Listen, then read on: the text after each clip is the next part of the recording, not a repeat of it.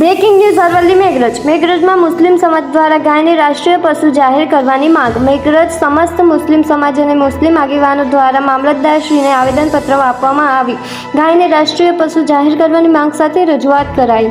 Green park ચોકડીથી મામલતદાર કચેરી સુધી poster અને બેનરો સાથે શાંતિપૂર્ણ રેલી યોજાઈ.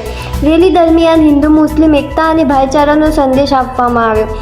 ગાય પ્રત્યે દેશવાસીઓની આસ્થા અને લાગણીઓનો આદર કરવાની અપીલ કરાઈ. ગાયની તસ્કરી કરતા તત્વો સામે કડક કાયદાકીય કાર્યવાહી કરવાની માંગ ઉઠાવવામાં આવી. આસ્થાનો આદર, દેશનો ગૌરવ અને ગાય પ્રત્યે સન્માન, રાષ્ટ્ર પ્રત્યે સમર્પણ જેવા સૂત્રો સાથે જાગૃતિ ફેલાવવામાં આવી. કાર્યક્રમમાં મુસ્લિમ સમાજના આગેવાનો અને મોટી સંખ્યામાં સમાજજનો ઉપસ્થિત રહ્યા.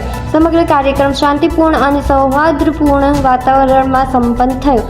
રિપોર્ટર ઓવેશ શેખ.